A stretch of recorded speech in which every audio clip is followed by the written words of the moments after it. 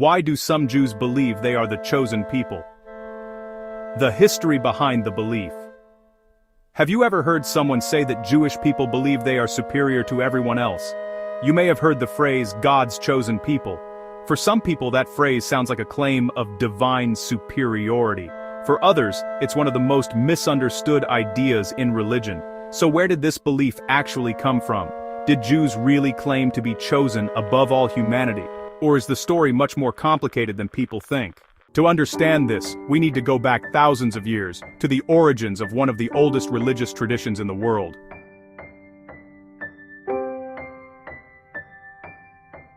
The concept of Jews being chosen comes from the sacred Jewish text known as the Torah. According to Jewish tradition, God made a covenant with the ancient Israelites through the prophet Moses. This covenant is described in the book of Exodus, where the Israelites escaped slavery in Egypt and received divine laws at Mount Sinai. In that story, God tells them they will become a kingdom of priests and a holy nation. This phrase later became the basis of the belief that the Jewish people were chosen by God, but the original meaning of chosen is often misunderstood. In Jewish theology, being chosen does not mean being better or more valuable than other people. Instead, it means having a special responsibility.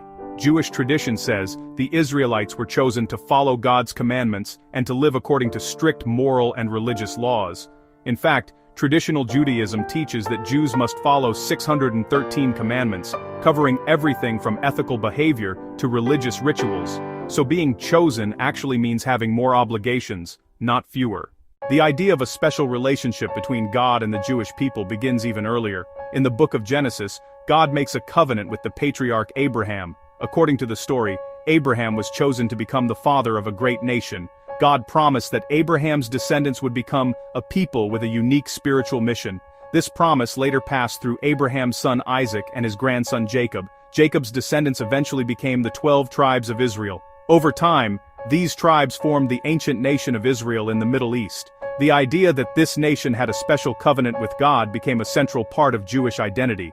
But again, the covenant was not just a blessing, it also meant strict expectations. The Israelites were expected to live according to divine law and to serve as an example of moral behavior. The ancient kingdoms of Israel and Judah eventually emerged in the region we now call the Middle East. These kingdoms were ruled by figures such as King David and King Solomon. During this period, the belief that the Israelites had a special relationship with God became deeply embedded in their culture.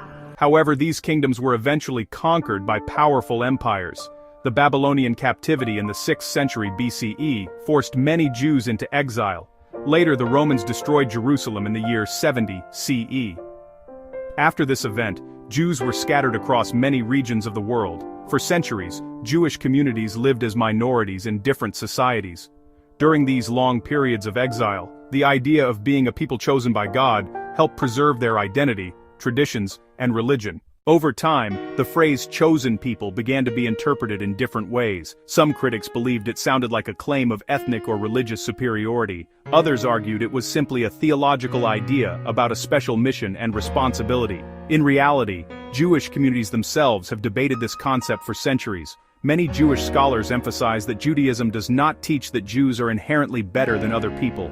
Instead, the covenant is seen as a unique relationship with God, similar to a contract that involves both blessings and obligations. Jewish tradition also recognizes righteous people from other nations. The idea of the 7 laws of Noah, associated with the biblical figure Noah, suggests that all humanity can live morally without becoming Jewish. These laws include basic ethical principles such as justice, respect for life, and prohibitions against violence. So from a traditional Jewish perspective, moral goodness is not limited to Jews alone. In modern times, discussions about Jewish identity sometimes become linked to politics, especially concerning the state of Israel. Some people confuse religious ideas with political actions. Others view the phrase chosen people through the lens of modern nationalism. This has created debates and misunderstandings across the world. For some critics, the phrase appears to justify political or cultural superiority. But for many Jewish thinkers, the concept is primarily spiritual and historical.